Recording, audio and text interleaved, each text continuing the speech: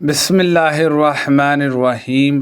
نبی کریم صلی اللہ علیہ وسلم نے فرمایا، شہید 5 قسم کے ہوتے ہیں: طاعون میں ہلاک ہونے والا، پیٹ کی بیماری میں ہلاک ہونے والا، ڈوب کر مرنے والا، دب کر مر جانے والا، اور اللہ کے راستے میں شہادت پانے والا۔ نبی کریم صلی اللہ علیہ وسلم نے فرمایا، طاعون کی موت ہر مسلمان کے لیے شہادت کا درجہ رکھتی ہے۔ جب آیت لا یستوی القاعدون من المؤمنین نازل ہوئی تو رسول اللہ صلی اللہ علیہ وسلم نے زید بن ثابت رضی اللہ عنہ کا جو کاتب وحی تھے کو بلایا۔ آپ ایک چوڑی ہڈی ساتھ لے کر حاضر ہوئے اور اس آیت کو لکھا، اور ابن مکتوم رضی اللہ عنہ نے جب اپنے نابینا ہونے کی شکایت کی تو آیت یوں نازل ہوئی: لا یستوی القاعدون من المؤمنین غیر اولی الضرر۔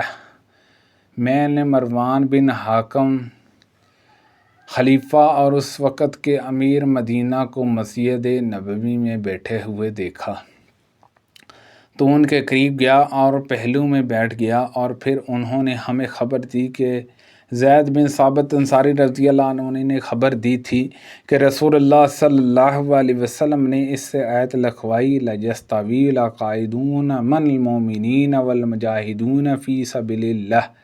انہوں نے بیان کیا، پھر عبداللہ بن مکتوم رضی اللہ عنہ آئے۔ آپ صلی اللہ علیہ وسلم اس وقت مجھ سے آیت مذکورہ لکھوا رہے تھے۔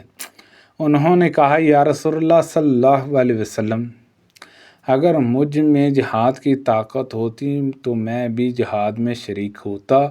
وہ نابینا تھے۔ اس پر اللہ تبارک تعالیٰ نے اپنے رسول صلی اللہ علیہ وسلم پر وحی نازل کی۔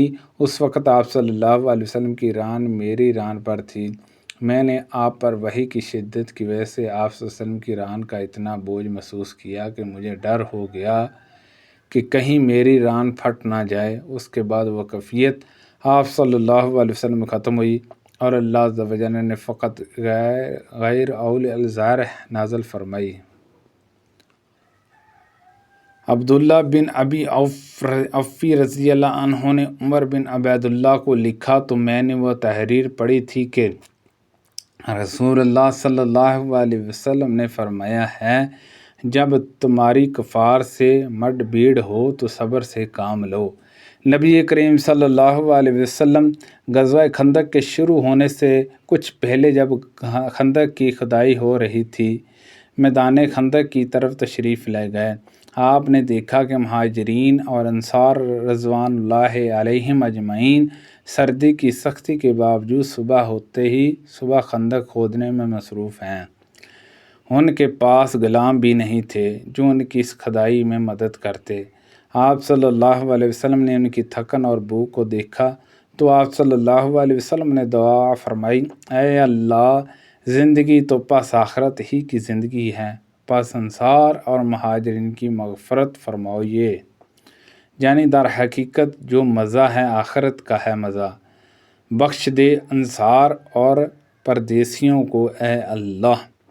صحابہ نے اس کے جواب میں کہا، ہم وہ ہیں جنہوں نے محمد صلی اللہ علیہ وسلم کے ہاتھ پر اس وقت تک جہاد کرنے کا عہد کیا جب تک ہماری جان میں جان ہے، یعنی اپنے پیغمبر محمد صلی اللہ علیہ وسلم سے یہ بیعت ہم نے کی، جب تلک ہے زندگی لڑتے رہیں گے ہم سدا۔ جب تمام عرب کے مدینہ منورہ پر حملے کا خطرہ ہوا تو مدینہ کے ارد گرد مہاجرین و انصار خندق کھودنے میں مشغول ہو گئے، مٹی اپنی پشت پر لاد لاد کر اٹھاتے اور یہ رجس پڑھتے جاتے: ہم وہ ہیں جنہوں نے محمد صلی اللہ علیہ وسلم کے ہاتھ پر اس وقت تک اسلام کے لیے بیعت کی جب تک ہماری جان میں جان ہے۔ نبی کریم صلی اللہ علیہ وسلم ان کے پاس رجس کے جواب میں یہ دعا فرماتے: اے اللہ، آخرت کی خیر کے سوا اور کوئی خیر نہیں، پس تو انصار اور مہاجرین کو برکتیں عطا فرماؤ۔ نبی کریم صلی اللہ علیہ وسلم خندق کھودتے ہوئے مٹی اٹھا رہے تھے۔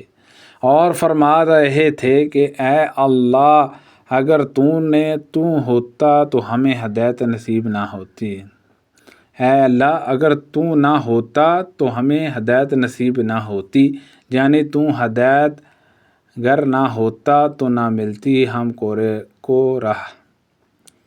ہم نے رسول اللہ صلی اللہ علیہ وسلم کو غزوہ اصحاب خندق کے موقع پر دیکھا کہ آپ صلی اللہ علیہ وسلم مٹی خندق کھودنے کی وجہ سے جو نکلتی تھی خود ڈو رہے تھے، مٹی سے آپ کے پیٹ کی سفیدی چھپ گئی تھی اور یہ شعر کہہ رہے تھے، تو ہدایت گر نہ ہوتا تو کہاں ملتی نجات، کیسے پڑھتے ہم نمازیں کیسے دیتے ہم زکوٰۃ، اب اترا ہم پر تسلی اے شاہ اسفت، پاؤں جمودے ہمارے دے لڑائی میں ثبت، بے سبب ہم پر یہ کافر ظالم سے چڑھ آتے ہیں،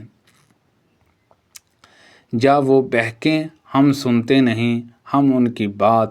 ہم نبی کریم صلی اللہ علیہ وسلم کے ساتھ غزوہ تبوک سے واپس ہوئے۔ نبی کریم صلی اللہ علیہ وسلم ایک غزوہ تبوک پر تھے تو آپ صلی اللہ علیہ وسلم نے فرمایا کہ کچھ لوگ مدینے میں ہمارے پیچھے رہ گئے ہیں، لیکن ہم کسی بھی گھاٹی یا وادی میں جہاد کے لیے چلیں وہ ثواب میں ہمارے ساتھ ہیں، کہ وہ صرف عذر کی وجہ سے ہمارے ساتھ نہ آ سکے۔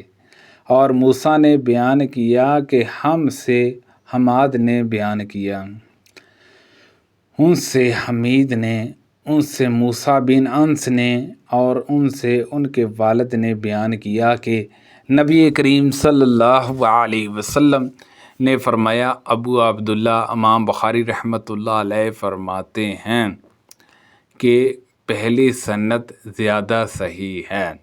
میں نے نبی کریم صلی اللہ علیہ وسلم سے سنا، آپ فرماتے تھے کہ جس نے اللہ تعالیٰ کے راستے میں جہاد کرتے ہوئے ایک دن بھی روزہ رکھا تو اللہ تعالیٰ اس سے جہنم سے 70 سال کی مسافت کی دوری تک دور کر دے گا۔ سبحان اللہ عز و جل۔ اللہ پاک سے دعا ہے کہ اللہ پاک ان حدیثوں پر عمل کرنے کی توفیق عطا فرمائے۔ اللہ پاک ہم سب کو صحت و تندرستی عطا فرمائے۔